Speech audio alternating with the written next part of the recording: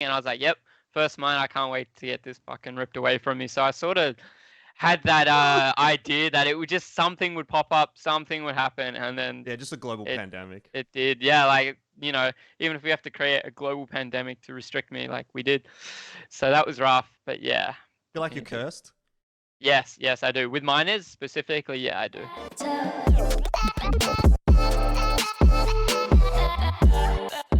Okay, fuck, I've already fucked it, I get flustered when the pros are here. Welcome back to Geographically Challenged. This is episode number 11, and we've got another guest this week. Obviously, we bring Pilsky back. He missed last week, so good to get his opinions on what's been going on. But more importantly, we've replaced Bleh. He's busy this week again, as he always tends to be, with Alistair, who is the AWPer for Order at the moment. And obviously, Order's been having a little bit of success recently, Alistair, so I guess we'll be talking a little bit about that. Yeah, no, that sounds good, yeah. All right. Well, I guess let's dive straight into it. And the first sort of discussion topic I think that we have here to talk about this week is ESL Pro League. So for me, Pilsky, obviously, you and I, we didn't get to cast this, but I watched quite a lot of it. It was on at a good time for me, so I was able to sort of tune into what was going on. And we'll start off with ANZ. Now, I assume you've already seen the result, Order being able to get the victory over Avant. They had the lower bracket run going on there. And it's kind of a vindicating moment, I think, for Order, obviously, finally being able to win something. So let's get your thoughts on this, Pilsky, first before we give it to Alistair, because I know he'll have a bit more of a biased opinion on some of this. But what did you think about this one, Pilsky? Does it kind of feel like it's, finally that moment coming through for Order that they've been sort of searching for and grinding for?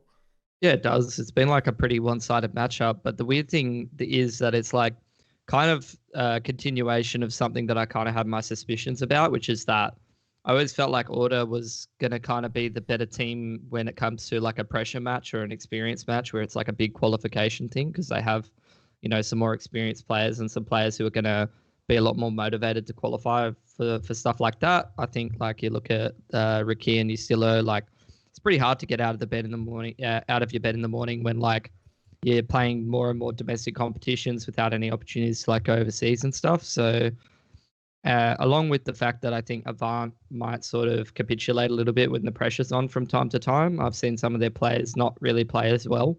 I'm not surprised to see this is the one that Order wins, but at the same time, like taking this victory away, like the matchup between them and Avant is very, very like one-sided in my opinion. Even if some of the games are close, like Avant just seems to be winning a lot more of the series at the moment. Yeah, definitely. And we'll get into that as well later on when we talk more specifically about Order as a team. But keeping it focused on ESL Pro League, Alistair, now get your opinion on this. Obviously, a lower bracket run is not something that we see all too often, but being able to get the 3-0, it was essentially a 3-0 over Avant in the grand final is quite a mean feat. I mean, was it, a case of you guys really just feeling on the day, or is this sort of a level that you feel like you've been kind of hitting over the course of these competitions, or maybe did Avant have a bad day? Like, what's the TLDR of this result? I think it was a bit of a mixture of both. I know that we have that level in us, and like once we reach it, I think it's very hard for teams to play against, and we play very intuitive and instinctive. So it's really good that we got to play like that when it really mattered. I do think like Avant definitely didn't play to their potential, especially with players like Sterling and stuff. And it happens, like everybody has an off day here and there. And it was really unfortunate, I think, that it happened to, their best player on the most important day.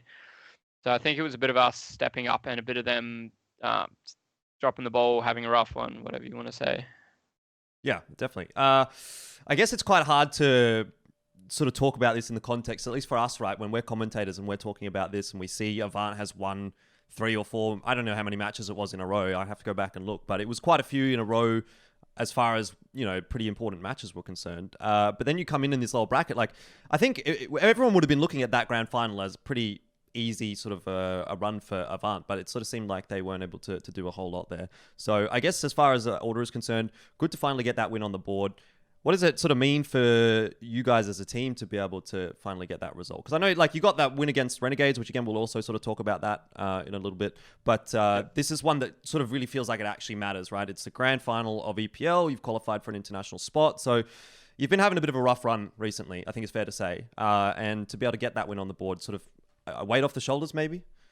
Yeah, absolutely. I think these kinds of tournaments don't happen often, especially with how this year's been so far, with tournaments having to earn points across numerous different tournaments. It's really tedious, and it doesn't give you that like motivation, I think, as much as these ones do, where, you know, it's do or die, it comes to it, and it's like, if we lose, that's it. You know, with other tournaments like Road to Rio and like stuff like that, you know, like we have to step up, obviously, but we're going to have another chance in later tournaments and such. So when it really, you know, has a lot on the line, I think that's when we can step up, and we have all these experienced players who, you know, everyone's got everyone's back in it, sort of thing. All right. So then to touch on this from the Asian side of things, Pilski, we saw Tyloo being able to qualify 3-0 over Vici, which now in hindsight doesn't seem like too much of a surprise, I guess. Vici continue on this sort of downward trend that we've been seeing over the last 6 months or so. Tyloo continuing on the upward trend after they've made the roster changes and brought in the full Chinese roster. And it kind of just seems like a reinforcement of that storyline. It's kind of nothing new, really, when it comes to the Asian region, I feel like, out of the results here from EPL. Yeah, it isn't anything new. I think Vici's kind of in a weird position at the moment, because that's another sort of factor when you think about these RMR tournaments, is that, you know, you look at even like a team like Australis choosing not to participate because, you know, if you're a team that's in a downward trend of form, and it's a different situation for Vici because they've had like a core four for like 2 years or something like that. Like they've been playing with the same players for a very, very long time. Like maybe Freeman's pushed in and out of the roster, but like they've had Allman, Advent, and like Zoking for a very long time. So even if like they did decide to make a change or whatever because they're having a downward trend in form, they're just going to actively get punished for changing players or something like that. And I think that's really what they need. I think their team's been way too stale for a long time, and they're hitting like a very, very low level of form where I think even some of the other Chinese teams below them are starting to push them a little bit more. And, you know, I guess it's a question of like aspirations for Vici at this point. Like they're that team now where, yeah, they can beat all the other teams in Asia, but I don't think they've really got much of a chance when it comes to playing Tyloo. Tyloo's got the better of that matchup almost every time. And I have my suspicions that they're going to be slipping below Tiger as well, to be honest. Yeah, not only that, but like you sort of allude to, some of the other teams in the Chinese region are starting to be able to push them as well. I mean, we saw Invictus Gaming, for example, take them, I think it was to double overtime on Mirage, and that's a result that you would have never expected or really never hoped to see from Vici, especially harking back 6 months when we were talking so positively about them. So definitely seems like a tough ask, I think, for Vici right now. The one sort of caveat I still have over this tournament, obviously, is the fact that Tiger wasn't involved. So I'm really looking forward to seeing maybe something in the near future, this PAL qualifier, where, you know, it's another RMR event where we do get to see Tiger, Tyloo, and Vici competing. Maybe we're going to see a bit of an interesting result in that and see how Tiger goes. Because I think that's the major storyline right now in the Asian region. There's Tyloo at the top, Tiger at the top, Vici sort of struggling along, sitting around there in the top three. But for me, we have to wait and see until we get a tournament with all three of those before we're going to be able to kind of lock in any sort of placeholders or any power rankings. But to touch on that point, something that we haven't discussed with you, Alistair, and I did want to bring up before we sort of moved away from the ANZ thing, but I forgot about it. But we can talk about it now. And if you've been watching Geographically Challenged in the past, you would have heard us talking about the invitations for EPL and our reservations with them. Let's just say that. But what is your take on the invitations? I guess you probably have more 2 cents to throw in here for ANZ rather than Asia. But you got 5 teams invited into an 8-team bracket. What's your initial sort of opinion of that? Invitations, sorry, which teams were invited and like which... so this could you elaborate on that, sorry? The one that we just played, right? So Order, Chiefs, Avant, Ground Zero, Paradox. Yeah. You've just played in EPL Season 12 qualifier. Yeah. But the Chiefs got a bye, Avant and Order got a bye, and no teams were able to qualify. So what did you think about that? Yeah, I definitely think teams should have been given a chance to qualify. Like, I haven't been on the receiving end of that for a long time, I think, because once you sort of break into that top 3, you're always sort of going to get included in these kind of things. So it is really rough for the teams excluded, especially when, like, you have a look at the teams outside, like, the top 3, top 4 right now. It's all pretty neck and neck, I think, like, within the top 8. So I do think if there's going to be buys in a tournament, you may as well chuck teams in, especially with running a tournament over a weekend. I definitely think you can fit these games in and have a proper schedule for it. Yeah, 100% agree with you. And obviously a bit more egregious over towards the Asian side of things where arguably the best team in the region didn't get the invite.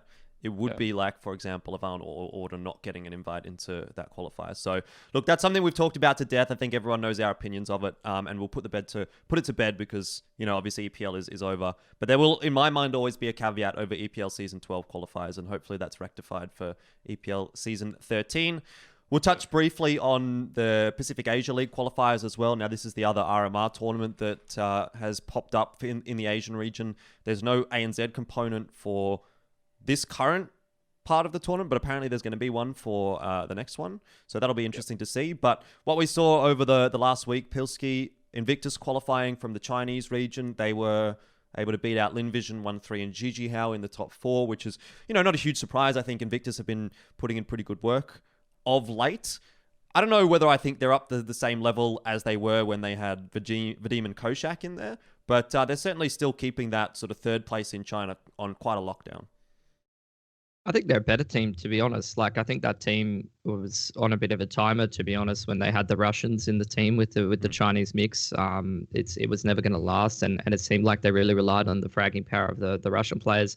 Now they've actually got like a proper captain. They've got some, you know, decent tactics, and they've got some pretty talented players. Like, I think Viva is someone that's worth keeping an eye on. Like, if you're going to make a change in like Vici or something like that, you'd probably try to farm from that Invictus team. So I'm not surprised that they beat Lin Vision, Gigi Hao 1-3. I kind of had my eye on them as well because they did okay in Weibo, but yeah, again, it's been like a bit of an underwhelming result. Like, I'm kind of waiting for some of those old Tyloo players that Alistair might be more familiar with, like Captain Mo and DD, to like step into the limelight a little bit more. It's been a little while, I guess, since we've seen them doing anything particularly exciting. And also briefly to touch on the Asia Region Qualifier, Bren was able to actually qualify for something finally, which is pretty cool to see because, you know, we've seen them sort of toiling away quite a long time, this team from the Philippines, and they've never really been able to qualify for any of these bigger tournaments. And the teams that they beat were actually pretty respectable. You got Sigma in there, W2C as well, which is another one of the Mongolian teams that sort of seems to be on the up and up. And then there's this Slick Devils team, which is sort of someone that I haven't actually seen before, but it seems like an amalgamation of a bunch of regions. What's really interesting about that Asia qualifier was that teams like BTRG and Paper Rex and Huatsai were all in the qualifier as well. If you go and look on the PAL website, it's like this massive fucking qualifier. Same for China, but there's not as much interest, I guess, in China as far as the teams that go a little bit deeper.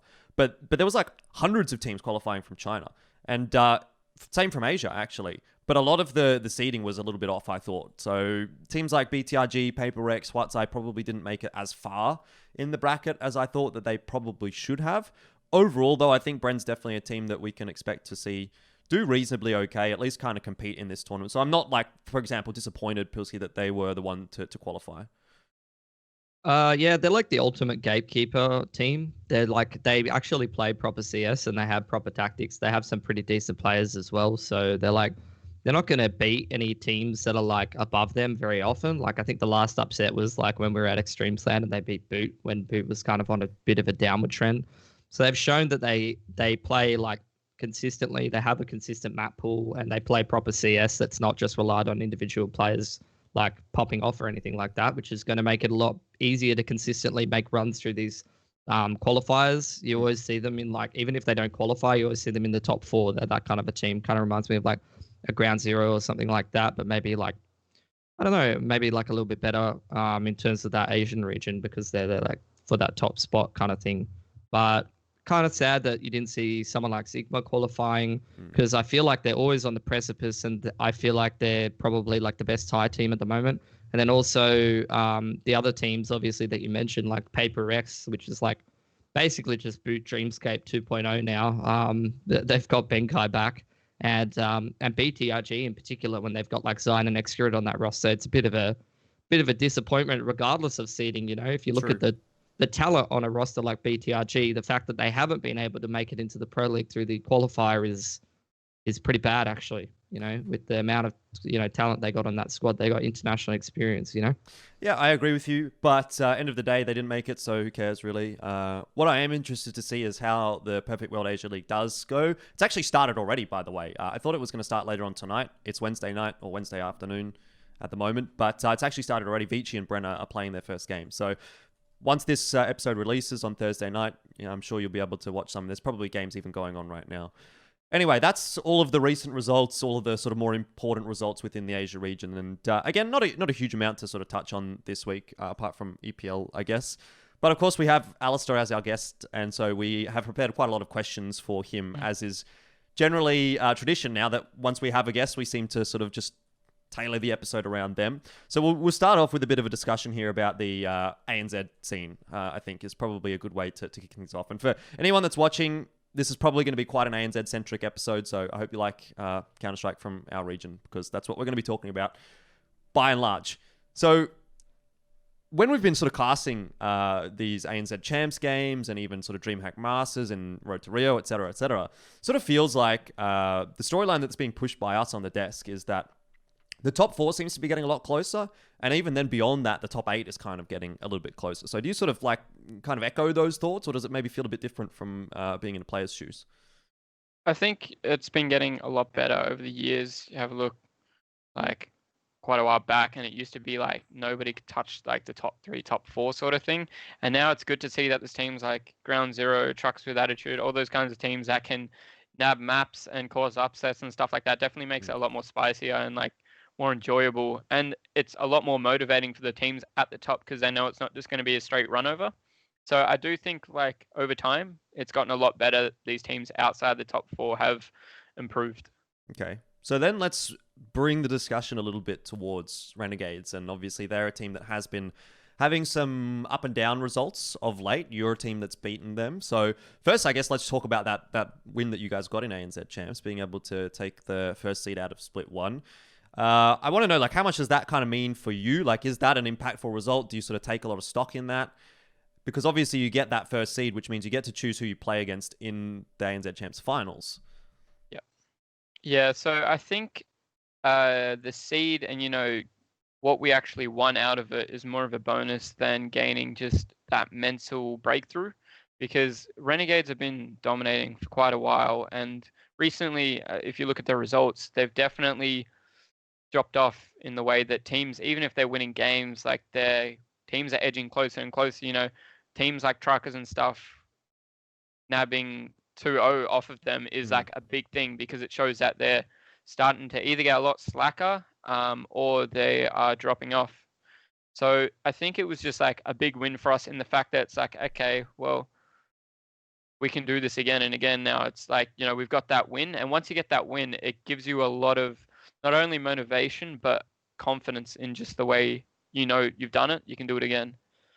Okay, but I don't want you to sort of take this the wrong way. I know people tend to get a little bit touchy about this kind of a subject, but again, when we're looking at this game, even touching on the Truckers with Attitude game, you do kind of get the sense that Renegades aren't putting 100% into this season of ANZ Champs. So what's your take on that? Do you think they're putting 100% in? And I guess following that, based on your question, or based on your answer, I'll have a few more questions for you.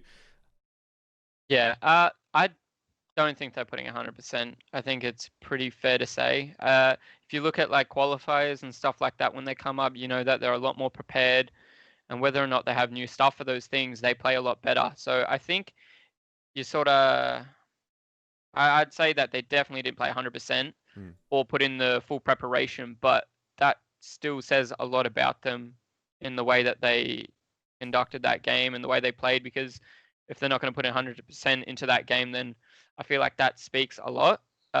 We obviously wanted the win, so we prepared for it, and like as much as you can, even though we knew not a whole lot was on the line because we're all in the finals, we're all into the next split, stuff like that.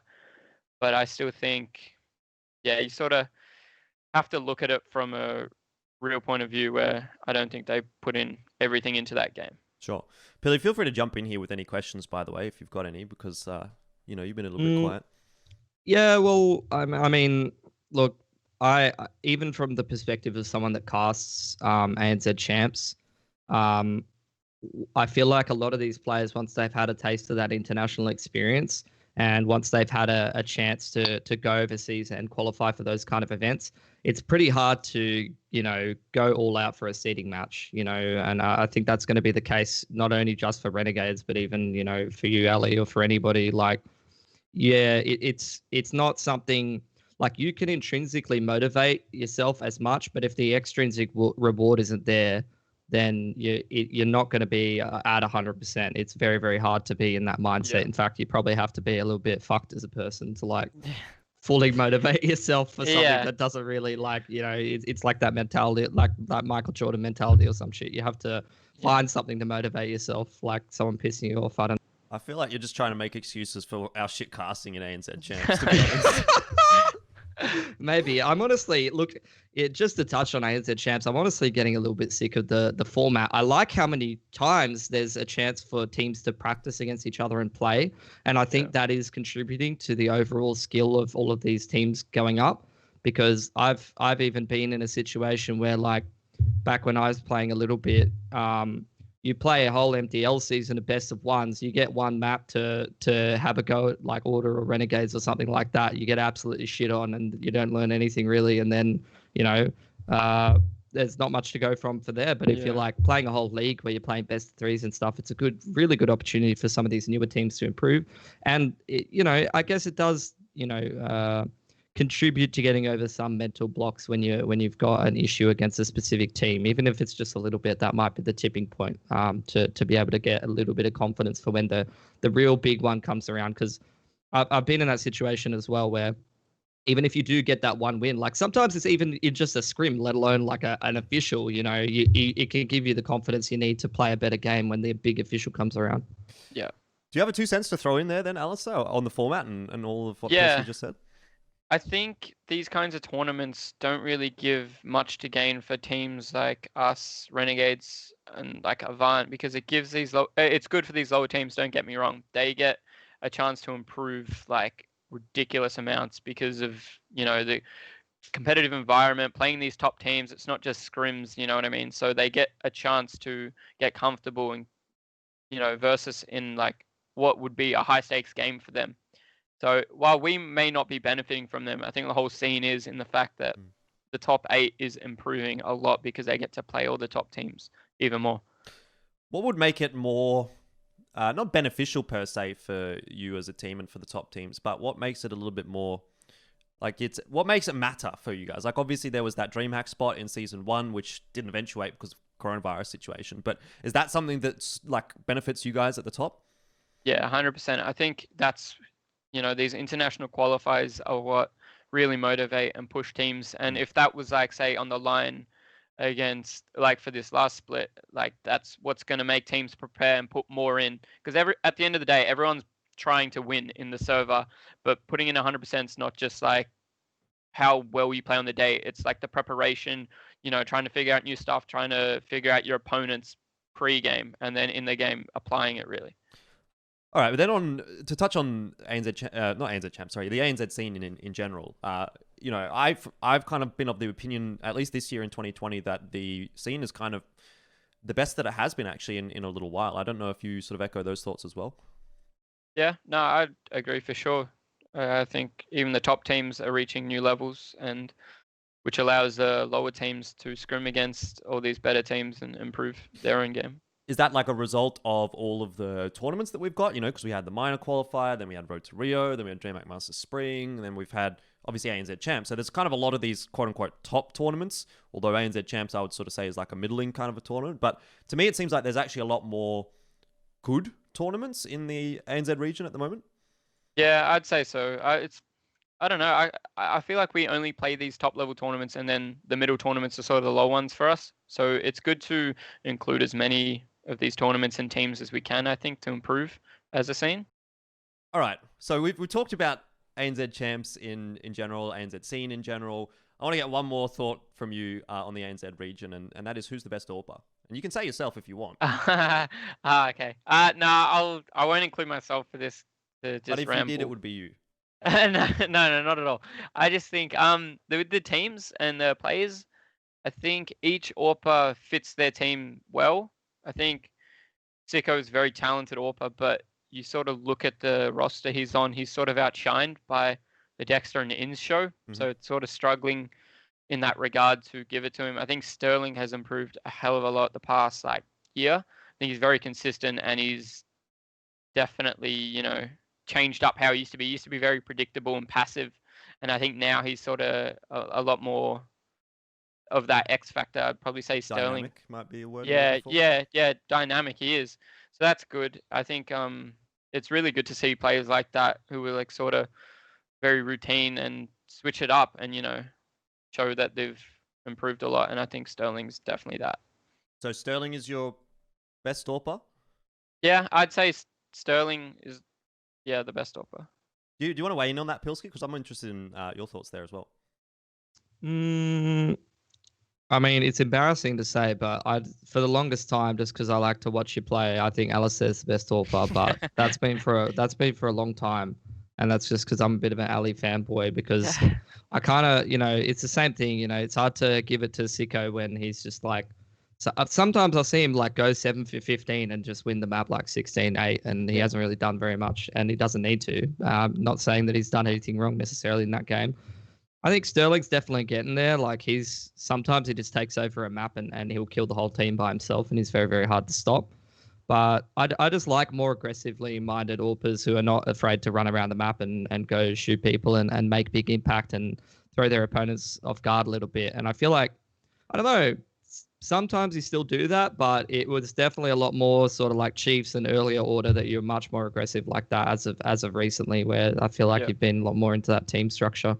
Yeah, I think that's where we sort of focused on, or me personally, is trying not to give away first pick, you know, because I know our late game is really good. So we sort of focus on what the team needs. I do want to talk about your form as an individual a little bit later on in the episode. So that's maybe something that we can sort of bring up again. If you're interested and you're watching, there'll be timestamps obviously in the description. You can jump ahead and do whatever you want. Let's move on to a bit more of a discussion about the minor and the major, though, because this has obviously been a pretty hot topic in the ANZ region. And for you as an individual, Alistair, there was this whole storyline that when you qualified for the minor, you know, it's like, I think it was the first time, right? Because you missed out almost every other time. So yeah, you managed to qualify and then it's taken away again. So obviously that's a bit of a shit situation for you. Yeah, I sort of saw that coming with how everything was going. And I was like, yep, first mine, I can't wait to get this fucking ripped away from me. So I sort of had that idea that it would just, something would pop up, something would happen, and then just a global pandemic. It did, yeah. Like, you know, even if we have to create a global pandemic to restrict me, like we did, so that was rough. But yeah, Feel like you're cursed? Yes, I do. With minors specifically, yeah, I do. All right. That's a good storyline, I think, that we can bring up on the broadcast maybe next time. We'll see, though. Obviously, Road to Rio is still a thing, so there may be still a world in which you can get through to the major, if the major ends up happening this year. God knows whether that's going to happen or not. But talking on Road to Rio, obviously this result against Renegades is one that you knew we would probably bring up, right? You're up 12-3 on the second map. You've won map 1. It looks like everything's going phenomenally for Order. And then you somehow end up losing that series. So what's going on there?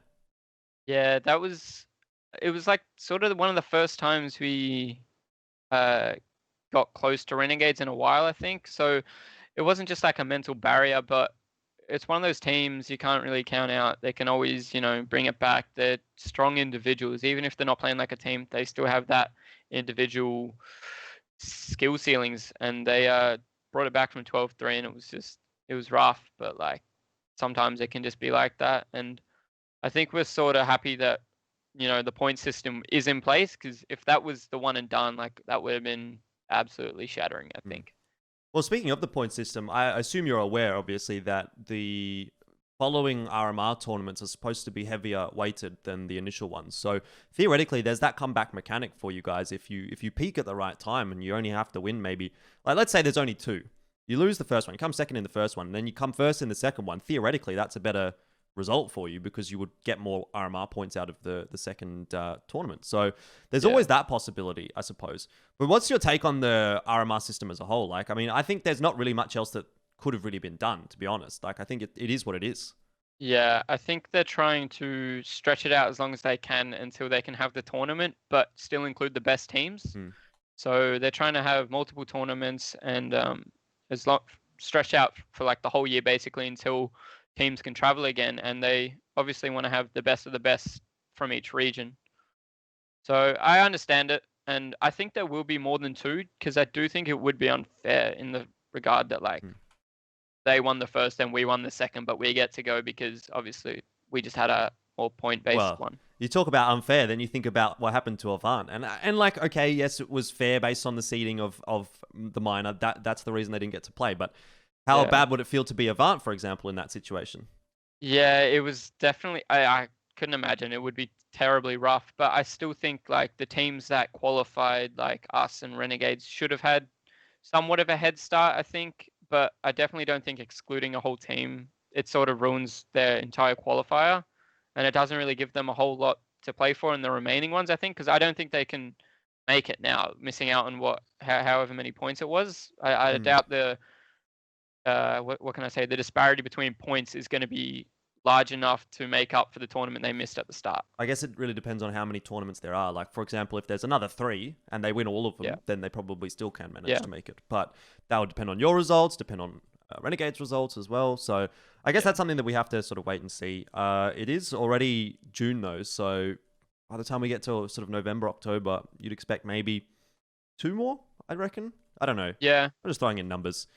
But I haven't heard of any apart from this other one that's going to come from Perfect World, which apparently is going to happen in ANZ, but I haven't heard anything concrete. I just saw a tweet from Liquidpedia that sort of alluded to that. So no confirmation on that. Maybe you guys know internally a little bit more. Obviously, the teams generally get told a little bit further ahead, but we'll not touch on that topic too much. Don't want to give anything away, I guess. Let's move on to Order as a team, just in general, because we do have a lot of questions about your team and how things have been going and what's been going on and, you know, the general makeup of Order in general. So I first sort of want to touch on your team mindset, because like I'll give you my opinion from the outset, or from the outside even, right? Not being involved in the team at all. I don't really talk to you guys that much.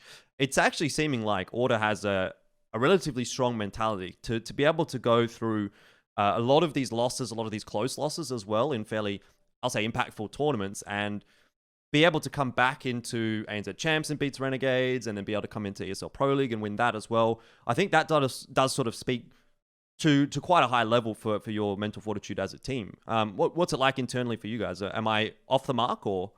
No, not at all. I think in every team I've had, I've always been lucky to have a really positive environment and no real negative impacts, because I do think you have one bad egg in a team and it can really bring the whole chemistry down. It can bring everyone's mood, mentality, everything. And I've been really lucky, especially with this lineup, like how positive and how open-minded everyone is to improve and give criticism and take it. Because I think that is kind of rare, especially in Australia. I think there's a couple egos. So I think getting that in a team full of 5 people is like awesome. You want to tell us who the egos are? No comment. Oh, okay. Yeah. Disappointed. You know, I always like to find the little clickbaity moments to have my 30-second videos. So yeah, that's the headline. Yeah. This guy has an ego. Yeah, And then, exactly. All right, well, we'll talk about the Order and Avant rivalry then, because this is something that seems to have been developing and continuing to develop over the last few months. What's your general consensus on this Order of Avant rivalry? I know we sort of asked you something similar when we did an interview on Road to Rio, but obviously things have changed since then. So do you sort of feel like you're ahead of Avant, or do you feel like you're behind Avant? Is it a 50-50? Seems like a very good matchup when every single time we get to watch it, it's one that we're kind of excited to take a look at. So must be the same internally for you guys. Yeah, I know how it would look from the outside, having the head-to-head matchups and stuff like that. But I think definitely, even like when we were losing to them, I know it sounds ridiculous, I've always thought we were ahead of them, and it just came down to how we played on the day. And honestly, some of those players on the day can really show up, and that's how it felt every time we played. It just felt like, okay, they're having a crazy game, and like that was pretty consistent. And then, yeah, I still do think that we are ahead of them. Okay.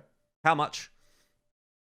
It's hard to say, but it's at the moment right now with Renegades, Avant, and us, I think it's so close between all 3 of us that, like, although us and Avant are the ones that get to verse each other more frequently, Renegades are somehow dodging all these games. I don't know what's happening, but it's I'd say we're ahead by, like, honestly, it feels like a 70-30 sort of percentage-wise, I guess. Okay, that is quite a significant percentage, Pilski. Like, if I were to probably put a percentage on it, I don't even know which way I would give it, right? Because which result do you value more? Like, all of the previous results that Avant have beaten Order in, the matches that didn't have an international qualifier, quote-unquote, didn't matter as much, or the EPL qualifier result where there is an international qualifier attached?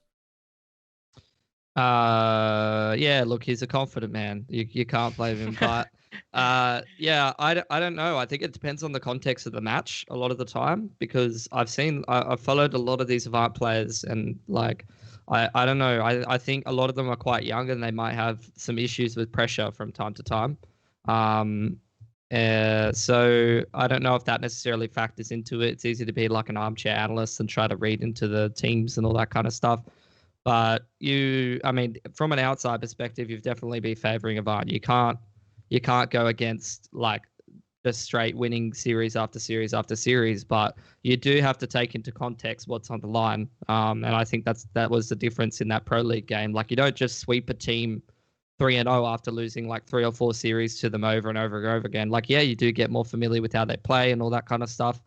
And yeah, I can also sympathize with, you're playing some of these guys who like sometimes they'll just drop bombs on you online and it feels ridiculous. But by the same token, it's pretty consistent how much they've been winning. That's an interesting point you make, actually. I want to get your thoughts on this, Alistair. Like, does it make a difference if it's online or LAN? For example, let's say where the top 3 sit at the moment. If in your world, right, based on what you've been saying, it seems like you think Renegades number 1, Order number 2 quite safely, and then Avant number 3. Does that change if we've been seeing a lot of these tournaments on LAN? No, I don't think so. I think LAN is a different environment, and I think the lineup I have now would really thrive on LAN, and we haven't got the chance to prove that yet, and I can't wait until we do, sort of thing. But I think it would sort of remain with those standings. I think 1, 2, and 3 being the same. Have you guys you haven't played a LAN with that roster, have you? No, we haven't. Like half our team doesn't even have their jerseys yet. I think the only players who have played on LAN together, it's me, Matt, and Carlo. That's just us 3, and we haven't got to do it with Rick or Jirah because it's like there's no opportunities yet. Yeah. Hopefully soon, but I guess we really just have to wait and see. This is the fun thing about having a podcast or some video like this is that like I can go back and look at this in 6 months and be like, what an idiot. We thought we were going to get out of coronavirus restrictions. It's like 10 times worse Stupid. now. Yeah, I actually did a coronavirus video in one of my other sort of discussions. And like we were like, oh, it might impact X and Y. Like MEO might be cancelled. And well, here we are. So it's just fun to look back on in hindsight. Anyway, that's a discussion that we don't really want to dive into too deep, I don't think. What I do want to dive into is how Order as a team should be functioning, because obviously you guys have had this roster now for a little while and you seem to have started to mesh together. So give me like the ideal scenario for Order. Who's fragging, who's doing what? How should things sort of look on the scoreboard? Should it be Alistair at the top and then maybe Rickeh and Ustilo, or should it be Valiance up there? What's the deal? I think everybody has it in them to be at the top. And if somebody isn't, I think everyone somebody's going to be picking up that person's slack, and if not, it's just going to be one of those days where we have a rough one.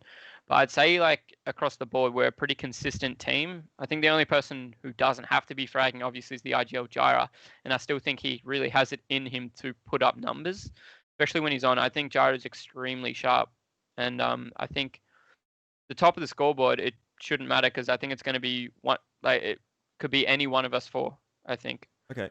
Well, that sort of leads us then into the next couple of questions. These ones are from Pilski. So, Pilski, I might let you take this one and run with it.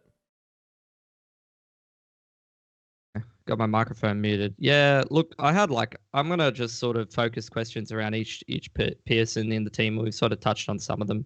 I played, when I was a player with some older people and stuff like that. And I found that some of them didn't really help me to become a better player and didn't really take that responsibility on. So how much responsibility do Ustilo and Rickeh really come into this team with to give you guys advice and stuff like that and help you guys become better? Or are they really just focusing on themselves and trying to focus on the team aspect? I think they both have done what you would expect them to do from the outside, which is provide experience and a bit of guidance, especially for players like Matt, who this is sort of his first real big team, I think. And yeah, I think Rickeh, he will sort of call stuff when Jirah's never stumped, but I think Rickeh always has ideas and Rickeh will always shoot them out as soon as he gets them. If it's like a 2v2 or a broken round, Rickeh's always up to shoot something out there. Eco rounds, he's got everything up his sleeve basically. And then you've got Carlo. Yeah, literally a lot of Zeus's. And then you've got Carlo, who on CT sides really takes charge. And when he notices we're not calling setups, Carlo will definitely jump in and make sure everyone's in check. That's good. So another question that you sort of touched on a little bit is that I wanted to talk about Valiance, because this is a guy that was sort of scouted, I think, halfway, because I remember he was playing on a team, I think, that might have upset you guys or some other team, and he was just clutching every fucking round on Inferno, like, over and over again. Little shithead. How, we see so many young players who just are so aim based and just play like, crazy, don't really think about it too much. How come Valiance is a player that looks like he's been playing at the top level for like a number of years? He doesn't play like a a brickhead. Yeah, I don't know. I can't figure it out either, because he has not been at the top for long, and that dude is so talented. I know Matt, his skill ceiling is unbearable, and I feel like he's definitely going to be a really big thing to come out of Australia, whether it's this year, the next year, or like within a couple of years. I definitely think he's going to be really big, because he showed so much promise and talent at such an early time in his first real big team. I'm just excited to see what he can do. Yeah, I think he might have like a faster rise. That's the thing. Like we joke about sometimes putting together like super teams for Australia, and it's hard to like justify someone like Valiance when you got people who play a lot of the same roles in Renegades or whatever. But I feel like, if you have a faster rise than someone like Inns, who's been playing for ages and stuff, if he goes overseas and gets that international experience, I think he could be very, very good.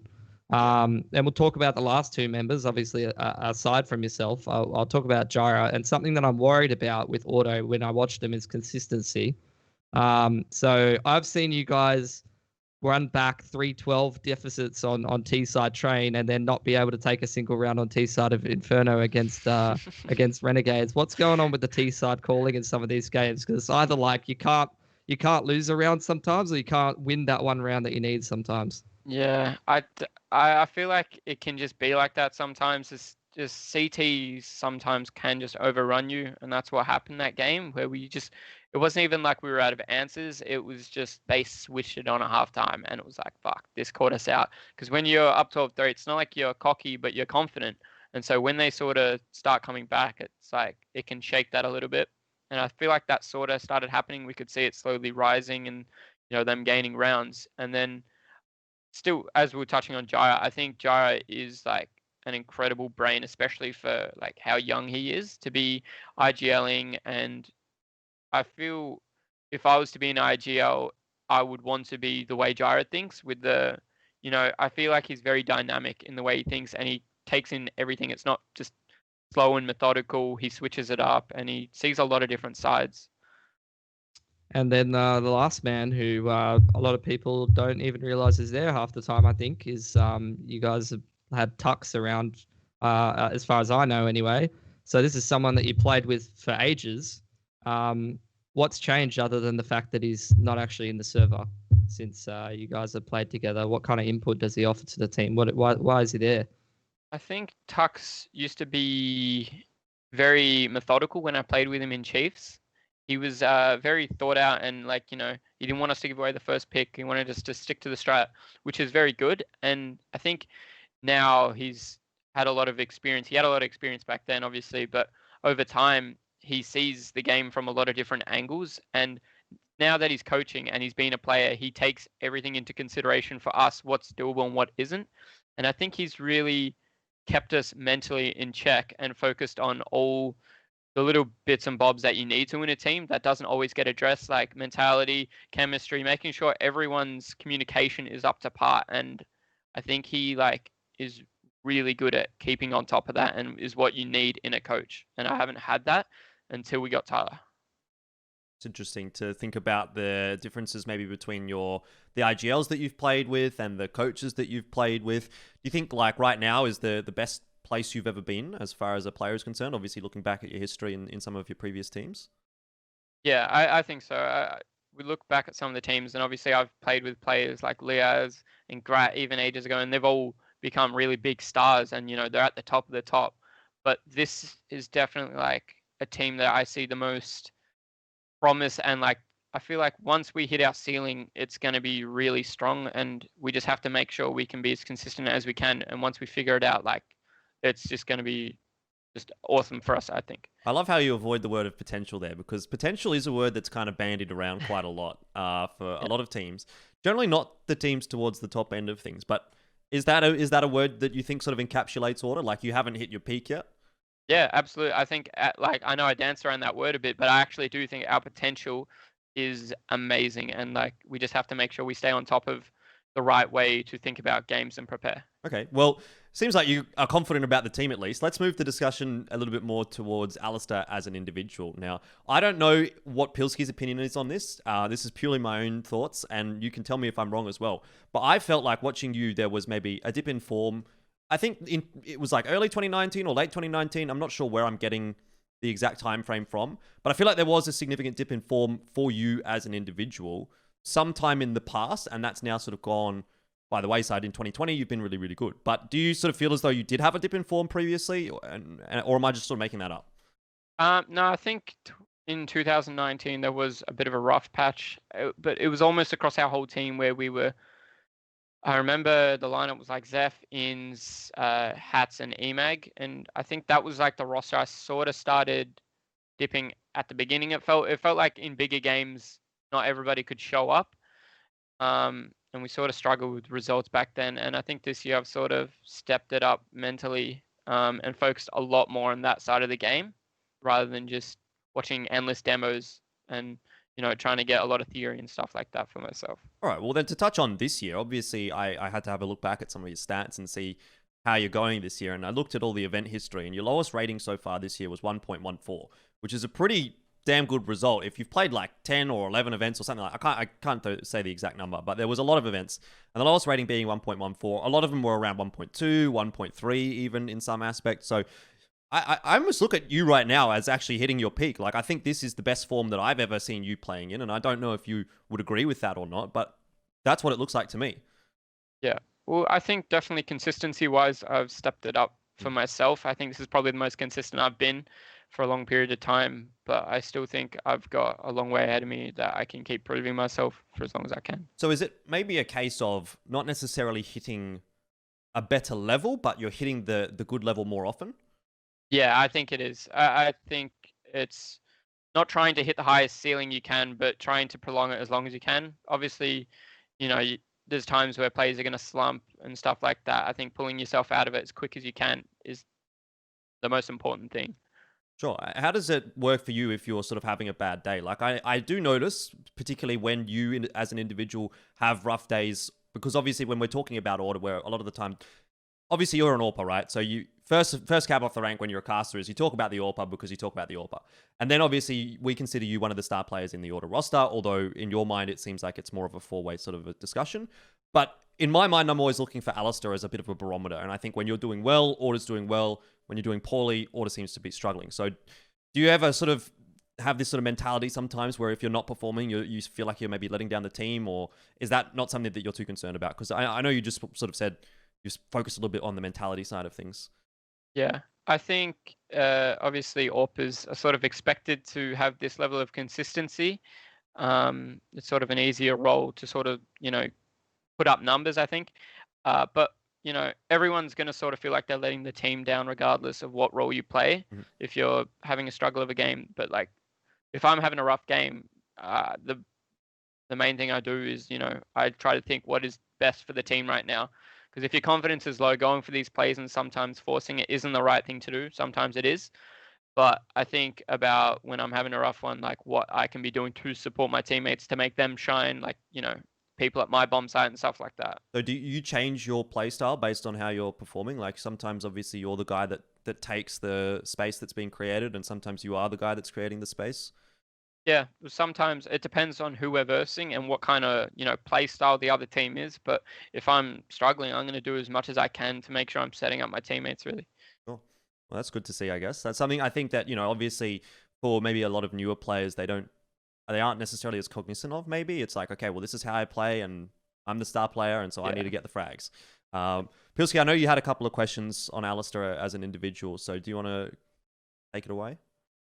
Yeah, sure. So I'm gonna call this segment. Let's look through the photo album. Like you sit down, open up the photo album, have a look back at some of the cool moments good and bad, you know.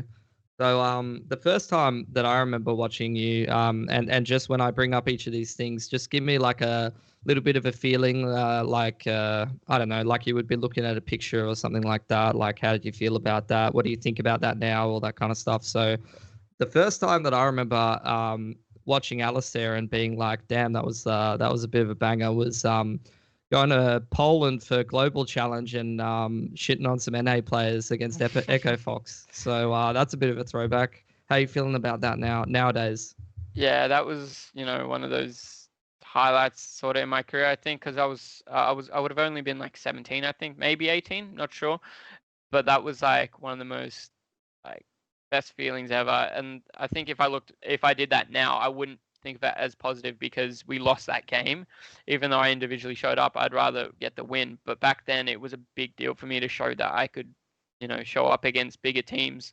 And because I was so young, I linked everyone. I was like, first international trip, like here, like hand it out to your friends, whatever. I gave the link to my mom, my dad, family, Ego. schoolmates, and yeah, exactly. And everyone got around it so much when I showed up and performed because it was just not expected whatsoever.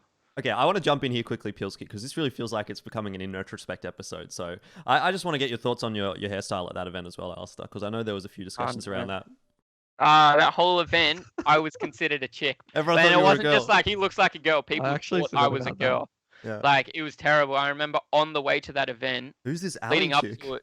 Yeah, Tarek was on stream. He's talking to somebody like, "Oh, they're versing a girl," and they're like, "What's wrong with that?" And it was me they were talking about. I was like, "Well, that's not right." And then we got on the flight, and I'm sitting next to Lightstep and Tux, and the air hostess goes to Tyler like, "Would you like a drink, sir?" And he's like, "Yeah, I'll take a water." And then she came up to me and she's like, "And what would you like, madam?" And I was like, "No way did that just happen." And I just couldn't believe that leading up to this, that happened That's as rough. well on the way to it. And I was just like, yeah. And she knew instantly after because Tyler and Mike were laughing their asses off and shit. Never heard that story before, but that's a good one. That's a great story. Chat in the server, but outside the server, you can't radiate the same energy. It's probably something you've worked on a bit. Next little page as we flip it over is obviously one that's probably already been talked about to death, but it's obviously IEM Sydney 2017 when Chiefs beat North on Nuke. I mean, last time you didn't get the win when you were having a bit of a pop off. This is a bit more of a, I remember it as a like strategical win where you guys were like calling some really good strats to close out that game on the T side. What do you think about that now? Yeah, I think Josh definitely had a huge game that day. He dropped like 30 against North. He was just running around tapping kids like it was nothing. Yeah. And it was all sort of based around this one strat we had on Nuke, and we just kept running it, where we'd throw this extra smoke out Squeaky, and then we had a number of reactions to go off of it. And they sort of didn't know how to react to it and how to play against it, so we sort of just kept abusing that. And it was awesome to see because we were down 10-5, and then we went on to the T half and brought that back. All right, next one is going to be, they can't all be good ones. They can't all be happy ones. So the next one that I really remember is, Liaz is dropping 40 kills on Inferno. You're versing Cloud9 and Rush, someone who's never picked up an AWP in his entire career, 4Ks you and you lose the game when you should have had it. How's that feeling now? Still stings a little bit? That one burns my soul. I remember watching it happen because I was one of the 4 players alive. Oh, actually, I think I was. I was the first to die. It was me and Simon retaking a banana, and then Chris and it might have been Jordan coming in from CT, and we were sort of just running up Nana, and then we were like, his car. So I was sort of trying to bait his shot. I swung out, died, and then I was to Simon, I worded it terribly. I was like, jump around so we can't hit you sort of thing, trying to bait the shot, and then he just jumped on the spot and just got picked out, and then I was like, this is falling apart. And then, it sort of was a lot easier to hold after us two were dead at Banana because it was just bomb planted for him. One came through CT, one was trying to tap the bomb. It was just rough. Do you ever look back at that moment as a formative moment as you're in your career? Does it change how you look at clutches and 4-on-1 situations and that kind of thing? A little bit. It's when I look back at that moment, I feel like that could have been a real big turning point for us that we sort of threw away. That was the game. That wasn't just a round. That was literally. Was it 16-14? It was for 15, right? I think it was 15-13. Okay. And then they won that, and it was like, wow. Yeah. And then that was like, the mental boom, basically. Yeah, I think that's all you need, really. I mean, it's a big task to do it, and then he did it, and it was like, fuck, like, that is just rough. All right, let's focus on the next one, I guess. But is it a formative moment as far as your understanding of the game is concerned, or is it just like, oh, well, we lost a 4-on-1, happens? Yeah, I mean, I sort of look at clutches a lot differently now than I would have back then. Like, you can only do so much, and I think you just have to, play under the pressure as well as you can. Okay. I think I had another one, but I'm going to leave it because it doesn't even come close to any of those other ones. I've went back through your career a little bit, and the thing that I really noticed was that, to me, the storyline that I've reinforced in my head is that Alistair's the guy that never gets to go overseas and play against the big boys. But actually, you played a couple of those sort of more tier 2 events like the Global Challenge, like the WestGs and stuff. So you've had a few cracks, but we're just kind of waiting for you to hop into a minor. But I think Pro League's going to be a good opportunity to look forward to, at least. Yeah, I think so too. It's sort of rough coming into these big tournaments. You only sort of get 2 chances to prove yourself, especially being an Australian team. You just get Australis or Navi up first every time. Okay, how about this then? And it sort of ties into Pilski's question. Do you think you're the best player to have never played at a minor from ANZ? I don't know. I know that's yeah, there's a lot of players, right? But yeah. You're definitely one that sticks out, right? I do think that I've played enough Counter-Strike and almost earned a spot to play at a minor, but like in saying that, I haven't, because haven't actually been there. I haven't earned. Well, technically you have, but yeah, I mean, yeah, technically I actually have, so it's sort of fucked. But I feel like it's coming, and I feel like if it's not this year, it's definitely going to be the next. Hopefully. I think that more or less concludes our discussion about or the chat shit with Ali segment, as I like to call it. We do have a couple more things to sort of touch on here, but they're a little bit more memey and a little bit more open. Obviously, we do like to get conversations going with the people that are watching, so we do have the community questions coming in. Only one this week, and this one's from Casey Burke, so thanks for sending the question in, Casey Burke. And it's in relation to the Thai CS region, which is something that we're in a bit of a love-hate relationship with at the moment. So a question for the next episode: who in the Thai scene could permanently replace CBBK in Lucid Dream? Someone from Sigma maybe was the question. And I'll give this one to you, Pilski, because I imagine, Alistair, you probably don't keep up with the Thai region all that much. So let's start with you, Pilski. And I know we sort of mentioned this a little bit briefly, but what's your take on replacing CBBK? He's not replaceable, to be honest. So you look at CBBK, and Lucid Dream, I think, is the only Thai team that's qualified to go to an international event. They went to Dallas, and they were even pushing some of the Chinese teams in Pro League a little bit. And they were actually the first team to properly have a bunch of nuke strats where they were running the outside wall of smokes, where they were running that smoke onto window and molly into heaven and wrap around warehouse. Back when literally none of the Asian teams even had a strat on nuke, really. So he revolutionized his team playing the map pool. He qualified for an international event. He very, very consistently always beat whoever the other rival team was in the Thai scene. And I think he very much led the way with his rosters at not only domestically beating whoever was in Thailand, but also starting to push the Thai region to a place where they were the best in ESEA and actually challenging some of the Chinese teams. So I don't think he's replaceable. I think the best case scenario is you try and put somebody in, like you said, from Sigma, to try and make something else happen. But it's not going to be the same team without him, I don't think. Yeah. Poaching Olivia is, I guess, another option, but then they've got 2 AWPers and probably doesn't... I don't know. There seems like 2 sort of camps now within the Thai region. You see this in a lot of regions where a lot of players will stick together, and then a bunch of other players will seem to stick together, and they don't necessarily intermingle all that often.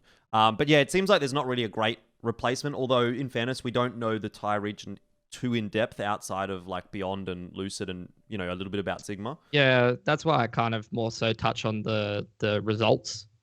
More than anything, and what I've seen from the squads. Sure, there's another in-game leader in Thailand, but is there someone that's capable of taking a Thai team to an international event or to that level of play? No idea. Maybe. Do they need an IGL? I guess it's the same thing with Tyloo and Vici, right? It's okay, well, you can't really replace Advent, but Advent's not even in the best Chinese team anymore. Now, I would actually argue, I think Beyond's the best Thai team at the moment. Yeah. I mean, just out by proxy, I don't think any of them are particularly good. I would say Sigma might be the best one, to be honest, but they might not have had a chance to prove it. Yeah. But yeah, Beyond might be. I think they're improving a little bit, but none of it really gives me a whole lot of hope at the moment. We've given them a lot of chances. We've given them, they've been able to play Pro League. It wasn't Pro League, like DreamHack Masters and Road to Rio. A couple of events. If they were going to do something, they would have done it by now. We would have hoped to see that at least. Obviously, the Mongolian region is now the one that we're really sort of keen on. So, Thai region no longer our best friend. Now Mongolian CS is our best friend. But I guess hopefully the Lucid Dream guys are going to be able to recover from losing CBBK. I think it's a big loss. And I don't know that they will be able to, but something that we'll keep an eye on. Thanks for the question, though. And for anyone else that has any questions, feel free to jump into the YouTube comments and we'll answer them on the next episode. And we get to what I've really been looking forward to for this episode, Alistair. And I know this is something that I've been quite vocal about on Twitter, but I think you have the best hairstyle in ANZ CS. Can we touch on that for a start? Do you think that's true? Do you think there's anyone that's got better hair than you? I don't know. I'm a little bit biased. All I do is style my hair. That's my thing, I guess. But yeah, I don't know. There are other people who have nice hair in the ANZ region. I think Sterling's got a decent do. But yeah. So would Sterling be your number 2? Because I've got this question later on, but I think we're on that topic anyway. So we have to have a bit of a power ranking, okay? We've got Alistair at the top. Who's number 2? This is like serious analysis. Yeah, I know. Let's put the CS aside. This is real shit. I think no hair really stands out to me. I'd have to say Sterling because I don't know, sort of similar to mine. It's a little bit longer in certain areas, but yeah. What do you think about Tux? Like, we could go back to Bushranger Tux or... That's actually somebody I had in mind, but because he's had a haircut since then, he's sort of lost the Post Malone touch. So I don't know. He used to have, a big man bun. He was rocking it and he had the beard to support it. So he also had a pretty good haircut. I'm trying to think about who has actually got really good hair in the ANZ CS scene, and I don't think there is that many. No one seems to worry about it all that much. Probably why we suck. I mean, going back to one of those classic CS memes is like you need a good hair to big guy ratio or whatever it is, that classic Reddit meme. I don't know if you guys remember that. So if you don't have enough good hair, then you're probably not winning those titles. That's it. Well, then why hasn't Alistair been winning all this time? That's what I'm wondering.